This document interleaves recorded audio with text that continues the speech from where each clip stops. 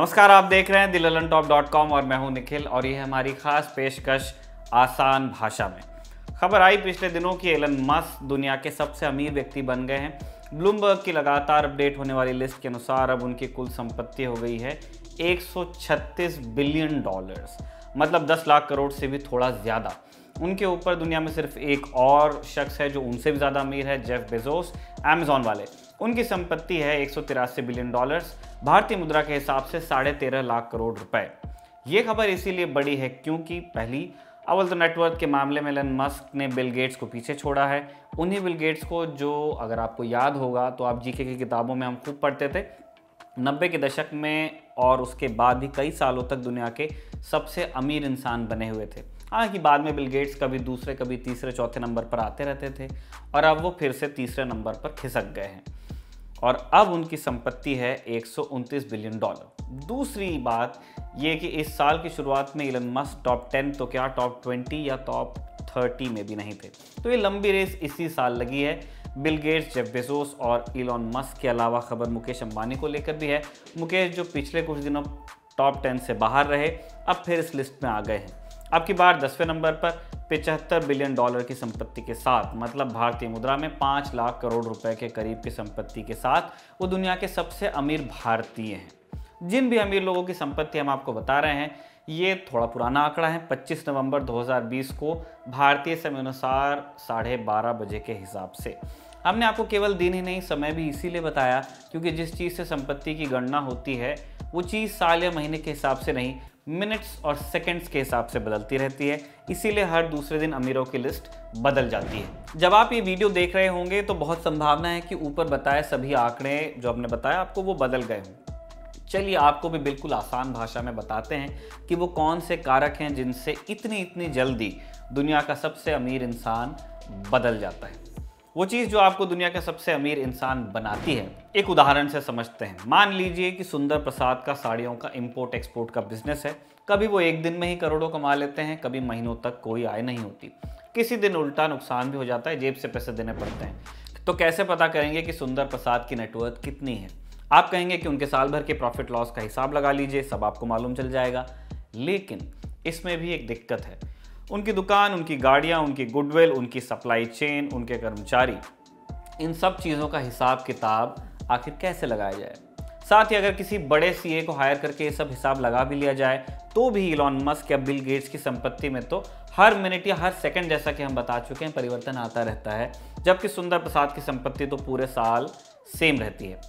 दरअसल जो भी रेटिंग एजेंसी या संस्थाएं नेटवर्थ और रैंकिंग तय करती हैं वो इस तरह से नहीं करती, बल्कि ये कहा जा सकता है कि किसी की भी नेटवर्थ की गणना इस तरह से नहीं होती है। वो होती है आपकी कंपनी या कंपनीज की मार्केट में क्या वैल्यू है। इससे कंपनियों की मार्केट में क्या वैल्यू है, अब ये कैसे पता चलेगा? बड़ा आसान है। सुंदर प्रसाद के उदाहरण को आगे बढ़ाते हुए समझते हैं। तो सुंदर प्रसाद क्या करते हैं कि अपने इंपोर्ट एक्सपोर्ट के बिजनेस का एक हिस्सा बेच देते हैं माता प्रसाद को। उदाहरण है, चलिए पहले सुंदर प्रसाद की कंपनी का कोई नाम रख लेते हैं, फॉर एग्जांपल सुंदर साड़ीज। तो सुंदर प्रसाद सुंदर साड़ीज का 10% 10% हिस्सा बेच देते हैं माता प्रसाद को और इसके एवज में लेते हैं 10 करोड़ रुपए। लेकिन ये 10 करोड़ रुपए वो खुद नहीं रखते, कंपनी में इन्वेस्ट कर देते हैं, क्योंकि ये उनकी नहीं कंपनी की कमाई है। याद रखिए, कॉमर्स का पहला पार्ट कंपनी और उसका मालिक दो अलग अलग चीजें हैं। मतलब अगर सुंदर प्रसाद सुंदर साड़ीज के गले से पैसे निकालते हैं तो ये नहीं है कि उन्होंने अपने ही पैसे निकाले, इसे ऐसे कहा जाएगा कि सुंदर प्रसाद ने सुंदर साड़ीज से पैसे निकाले। बहरहाल सुंदर साड़ीज को मिलते हैं 10 करोड़ रुपए, माता प्रसाद को मिलते हैं कंपनी के 10% शेयर। लेकिन सोचिए इस प्रक्रिया में सुंदर प्रसाद को क्या मिला? उल्टा जिस कंपनी में उनकी पूरी हिस्सेदारी थी वो घटकर 90% हो गई। लेकिन यहीं पर कहानी में आता है ट्विस्ट। जैसे ही माता प्रसाद ने सुंदर साड़ीज के 10% शेयर्स 10 करोड़ रुपए में खरीदे, तुरंत कंपनी की कीमत हो गई 100 करोड़ रुपए। क्यों? बड़ा सिंपल मैथ्स है। अगर सुंदर साड़ीज के 10% शेयर 10 करोड़ के हैं तो पूरी कंपनी 10 गुना यानी कि 100 करोड़ की होगी। और यही होता है किसी कंपनी का वैल्यूएशन। और सुंदर प्रसाद की संपत्ति कितनी हो गई? सुंदर साड़ीज के 90% शेयर के बराबर, यानी 90 करोड़ रुपए। ये हुई सुंदर की नेटवर्थ। अब सोचिए कुछ महीनों बाद अगर माता प्रसाद अपने 10% शेयर्स सीताराम, एक और नाम, इनको 9 करोड़ रुपए में बेच दे तो तो बेशक सुंदर प्रसाद का इस लेन देन में कोई हाथ नहीं था, लेकिन फिर भी कंपनी का वैल्यूएशन हो गया 90 करोड़ रुपए और सुंदर प्रसाद की संपत्ति घटकर हो गई 81 करोड़ रुपए। 10% उसमें भी गिरावट आएगी। अब लास्ट सिनेरियो लेते हैं। सीताराम ने जो 9 करोड़ रुपए में सुंदर साड़ीज के 10% शेयर्स खरीदे थे, वो अगर उसे कचरा नाम के शख्स, अब ये दर्पण जी का उदाहरण है जिन्होंने ये स्टोरी लिखी है, कचरा नाम के शख्स को 20 करोड़ रुपए में बेच दें तो क्या होगा। तो अब आपको समझ में आ गया होगा कि इससे सुंदर साड़ीज का वैल्यूएशन हो जाएगा 200 करोड़ और सुंदर प्रसाद की संपत्ति हो जाएगी 180 करोड़। आगे बढ़ने से पहले सोचिए कि माता प्रसाद ने सीताराम को शेयर सस्ते में और सीताराम ने कचरा को शेयर्स महंगे में क्यों बेचे होंगे, और कचरा ने इतनी महंगी हिस्सेदारी खरीदी क्यों होगी।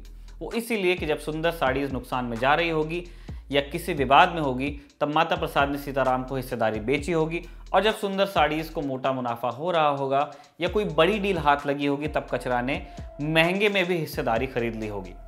लेकिन इस पूरे दौरान सुंदर प्रसाद की संपत्ति घटती बढ़ती रही, बावजूद इसके कि उनके हिस्सेदारी की कोई खरीद फरोख्त नहीं हुई। लेकिन इस दौरान उसने या उसकी कंपनी ने ऐसे काम जरूर किए जिससे वो क्रमशः डूब रही थी या चढ़ रही थी। तो ऐसा नहीं है कि कंपनी का मालिक कुछ किए बिना ही अमीर या गरीब होता चला जाए। माता प्रसाद हो, सीताराम हो या कचरा, सभी इन्वेस्टर्स दरअसल कंपनी और उसके मालिक की परफॉर्मेंस के आधार पर अपने हिस्से का मूल्य लगा रहे हैं, और फिर उस हिसाब से कंपनी के मालिक की नेटवर्थ घट रही है या बढ़ रही है। लेकिन फिर इससे भी तो बड़ी देर बाद सुंदर प्रसाद की नेटवर्थ का पता चल रहा है। हमने तो ऊपर कहा था कि सेकंडों के हिसाब से नेटवर्थ बदलती है। साथ ही इस तरह के कैलकुलेशन में एक और दिक्कत है, वही दिक्कत जो एग्जिट पोल में होती है। यहाँ पर भी कंपनी और उसके मालिक की कितनी कीमत है ये जानने या बताने के लिए हमारे पास गिनती के लोग हैं, और हो सकता है कि जिनको सुंदर प्रसाद ने हिस्सेदारी बेची हो वो उसके जानने वाले या रिश्तेदार हों। उनके जो इन लोगों को जो हिस्सेदारी बेची गई वो बहुत कम या बहुत ज़्यादा कीमत पर बेच दी गई हो, तो मतलब किसी तरह का फ्रॉड तो नहीं हुआ है। तो अब पैरेलल वर्ल्ड में चलते हैं। इसे समझने के लिए शुरू से शुरू करते हैं। किसी पैरेलल वर्ल्ड में सुंदर प्रसाद अपने शेयर माता प्रसाद को बेचने के बजाय सेबी के पास जाते हैं। सेबी भारत में शेयर मार्केट की नियामक संस्था है। तो सुंदर प्रसाद सेबी से कहते हैं कि मुझे अपनी कंपनी के लिए फंड चाहिए और इसके लिए मैं उसकी 10% हिस्सेदारी आम लोगों में बेचना चाहता हूँ। सेबी ये सारी चीज़ें वेरीफाई करती है और कहती है कि तुम इसका आईपीओ निकाल सकते हो। आईपीओ मतलब इनिशियल पब्लिक ऑफर। मतलब ये कि सेबी कहती है कि तुम अपना शेयर मार्केट में ला सकते हो। तो यूं सुंदर प्रसाद अपनी कंपनी के 10% शेयर आईपीओ के माध्यम से बाजार में बेचकर 10 करोड़ कंपनी के लिए कमा लेते हैं। जैसा माता प्रसाद द्वारा हिस्सेदारी खरीदने पर हुआ था, वैसे ही सुंदर साड़ीज का वैल्यूएशन हो जाता है 100 करोड़ रुपए और सुंदर प्रसाद की नेटवर्थ हो जाती है 90 करोड़ रुपए। लेकिन अब सुंदर साड़ीज की वैल्यूएशन न कहलाते हुए कहलाएगी मार्केट कैपिटलाइजेशन। इसी को शॉर्ट में कहते हैं मार्केट कैप। अच्छा, जब सुंदर प्रसाद अपनी कंपनी की 10% हिस्सेदारी शेयर मार्केट में बेचते हैं तो वो किसी 1, 2 या 10-20 लोगों को नहीं बेचते हैं। वो करते हैं ये कि 10% शेयरों के करोड़ों टुकड़े करते हैं और फिर जिसकी जितनी मर्जी उतने खरीदिए बेचिए। सुंदर प्रसाद के उदाहरण से ही समझिए, उन्होंने अपनी कंपनी की 10% हिस्सेदारी बेचने के लिए मार्केट में 1 करोड़ शेयर्स उतारे और हर शेयर का मूल्य रख दिया 10 रुपये। यूँ हर शेयर से 10 रुपये की कमाई हुई और 1 करोड़ शेयर से 10 करोड़ रुपए की कमाई। इससे अब यह भी स्थापित हो गया कि सुंदर प्रसाद के पास कंपनी के कुल 9 करोड़ शेयर्स और हैं। हर शेयर की कीमत ऑफ कोर्स 10 रुपये है और यूं सुंदर प्रसाद की संपत्ति 90 करोड़। यूं किसी कंपनी का मार्केट कैप कितना हुआ, एक बेसिक फॉर्मूला है। कंपनी का मार्केट कैप बराबर उसके कुल शेयर, उसको मल्टीप्लाई करेंगे हम एक शेयर के मूल्य से। और किसी व्यक्ति की नेटवर्थ कितनी हुई, नेटवर्थ बराबर फॉर्मूला ये है कि बंदे के पास उपलब्ध शेयरों को हम मल्टीप्लाई करेंगे एक शेयर के मूल्य से। देखिए, अब चूंकि सुंदर प्रसाद के करोड़ों शेयर्स शेयर मार्केट में है, तो अब शेयर मार्केट ही उसकी कंपनी का मार्केट कैप तय कर सकता है और मार्केट ही तय करेगा सुंदर प्रसाद की कुल संपत्ति या नेटवर्थ को भी। और आपको तो पता ही होगा कि शेयर मार्केट में सेकंड्स के हिसाब से शेयर्स के मूल्य बदलते हैं। सोचिए, अगर 1 घंटे पहले जिस शेयर का मूल्य 10 रुपये था, अब वो बढ़कर 11 रुपये हो जाए, तो सिर्फ 1 घंटे में सुंदर प्रसाद की नेटवर्थ 90 करोड़ से बढ़कर 99 करोड़ हो जाएगी, क्योंकि 10% यहाँ भी हाइक मिलेगा। सीधे 9 करोड़ 1 घंटे के अंदर उनको इनकम हो जाएगी एक तरह से। इसीलिए हमने कहा कि अमीरों की लिस्ट आए दिन बदलती रहती है। जो इलॉन मस्क कल तक के टॉप 30 में भी नहीं थे, अब वो दूसरे नंबर पर इसी तरह आए हैं।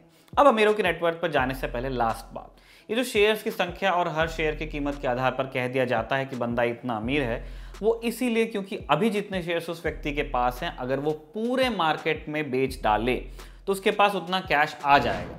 अब रियल केस सिनेरियो भी समझते हैं। हमने आपको शुरू में अमीरों की बात तो बताई, पर उनकी कंपनी के नाम नहीं बताए। हालांकि उनकी कंपनियों के नाम आपको पता ही होंगे, पर हम आपको लास्ट में इसलिए बता रहे हैं क्योंकि अब आप जानते हैं कि कोई व्यक्ति कितना अमीर है। ये डिपेंड करता है कि उसके पास किस कंपनी के कितने शेयर हैं और हर शेयर की कीमत कितनी है।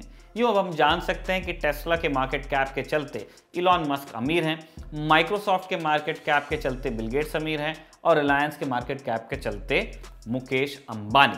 चलिए दुनिया के सबसे अमीर व्यक्ति जेफ बेजोस के उदाहरण से सारी चीज़ों का एक बार रिवीजन किया जाए। जेफ बेजोस के पास अपनी कंपनी अमेजॉन के 11.8% के करीब शेयर्स हैं।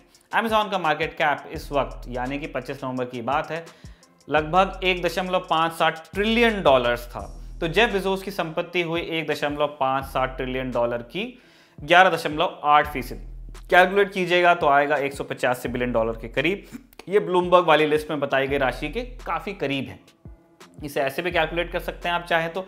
जेफ बेजोस के पास अपनी कंपनी अमेजॉन के 59 मिलियन शेयर्स हैं। अमेजॉन के एक शेयर का मूल्य लगभग $3,118 है। तो जेफ बेजोस की संपत्ति हो जाएगी अमेजॉन के एक शेयर का मूल्य मल्टीप्लाइड बाय जेफ बेजोस के पास अमेजॉन की जो कुल संख्या है उसके शेयर्स की, वो 59 मिलियन इंटू $3,118, करीब करीब 184 बिलियन डॉलर्स। ये भी ब्लूमबर्ग वाले लिस्ट में बताई गई राशि के काफ़ी करीब है। थोड़ा लगभग और मान लेके चलते कुछ अरब डॉलर इधर उधर हो सकता है क्योंकि हम बहुत बड़ी संख्याओं की बात कर रहे हैं। कुछ और फैक्ट्स आपसे शेयर करना चाहते हैं। हमारी इक्वेशन जो हमने नेटवर्थ वाली बताई थी, नेटवर्थ इज इक्वल टू बंदे के पास उपलब्ध शेयर इनटू शेयर का मूल्य के हिसाब से सिर्फ इसी बात से फ़र्क नहीं पड़ता कि आपके पास किसी कंपनी के कितने शेयर्स हैं, ना ही सिर्फ इस बात से फ़र्क पड़ता है कि एक शेयर की वैल्यू कितनी है। कहने का मतलब ये कि जबकि जेफ बेजोस के पास अमेजॉन के 12% से भी कम और मुकेश के पास रिलायंस के 50% के करीब शेयर हैं, फिर भी जेफ बेजोस अमीरी के मामले में मुकेश से 9 पायदान ऊपर हैं। क्योंकि रिलायंस कंपनी का मार्केट कैप अमेजॉन से कई गुना कम है। माइक्रोसॉफ्ट के मालिक नीचे खिसकते जा रहे हैं बावजूद इसके कि उनकी कंपनी के शेयर की वैल्यू बढ़ती जा रही है। कारण है कि वो अपनी संपत्ति काफ़ी जो उसका हिस्सा है वो दान कर चुके हैं, मतलब अपने शेयर से शेयर्स बेचकर आए पैसे। कमेंट बॉक्स में लिख के बताइएगा कि ये वीडियो आपको कैसा लगा, इस एक्सप्लेनर में किस तरह के सुधार की आपको गुंजाइश है। ये सारी रिसर्च की थी हमारे साथी दर्पण ने और कैमरे के पीछे हैं मेरे दोस्त विभव। शुक्रिया जिन्होंने इस वीडियो को देखा, उनका भी।